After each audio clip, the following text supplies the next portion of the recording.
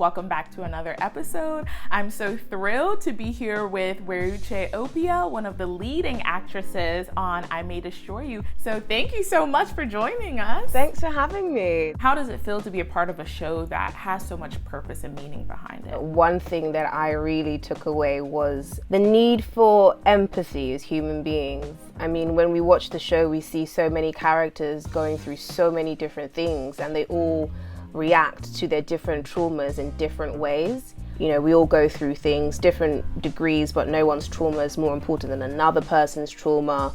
But we just need to be there as human beings for each other and have empathy. What does your creative process look like? So I always try to be that serious actor who sits down and reads the script and does the notes and does all that stuff.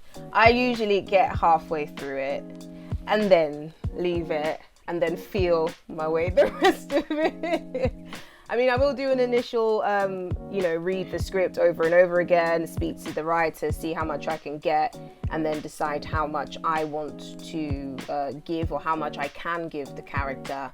But again, there are no words to describe it. It's just the feeling, and I let it run.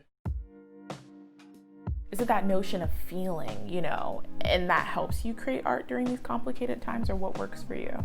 I mean, I can't lie and say I've been super productive in this time because there's been so much going on. I mean, I think the fact I've been telling myself, because when we first had this lockdown, everyone was like, ooh, learn a new skill, start a new business, do all this and all that. And I mean, I was motivated at first, but then I had to take a moment and realize that really and truthfully, that doesn't really matter in the grand scheme of things. The fact that we're alive now means we've won to an extent. So I haven't been that productive, if I'm honest, or created much. And when I have, I've just felt it and just gone with how I feel. And during this time, I May Destroy You launched too. It came out a bit earlier in quarantine, actually, and it was also a pivotal time that it came out because it was also during the Black Lives Matter movement, the second civil rights. And so can you just talk to us about how does that feel to have this show launched during this moment in time? I mean, no one could have planned it.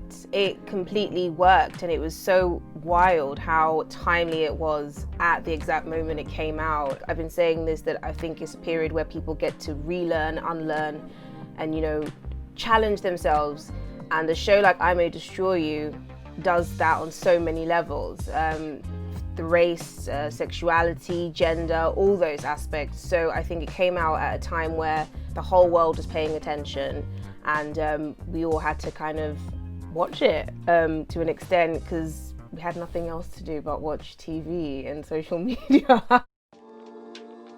You have a career that actually started in Nollywood and then you transitioned. So can you just explain to us what was it like being an actress in those Nigerian films versus now? I mean, that has always been and will always be part of my plan to have a career at home in Nigeria, where I'm born and bred, as well as internationally. So I think it's important to tell the stories that I know where I'm from, and these stories need to be told on a global scale. I mean, Nigerians are everywhere. We're a global people.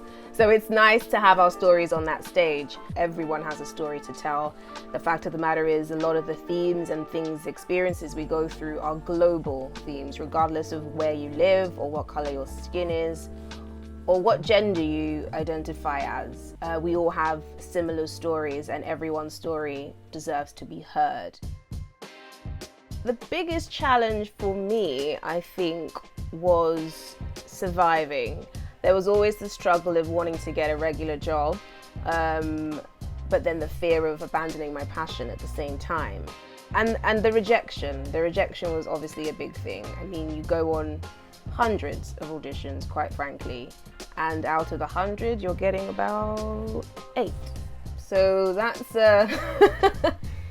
there's a lot of thick skin involved, and so I kind of had to train myself to know, and through my other actor friends as well, we've all gone through the same thing. We all had to sit ourselves down and remember that we're not solely responsible if we don't get the job, so long as you go forward and give it your best at all times. and then surely enough something will happen. And if it's not for you, it's not for you, but if it's yours, you will have it. How does one get started in the industry? What advice would you provide to them? I don't think you ever stop learning. Constantly work at your craft and be patient with yourself. I mean, as a young person, I thought I was going to be a superstar 2 years into my acting game, and we're 10 years and just scratching the surface. So I will say, sit down, think about it, make sure it's what you want to do, and prepare to stick through the bad times, because they will be there. But if you know it's what you're called to do, it's your purpose, it's all you can and want to do, stick at it and work at it. And I believe it'll pay off.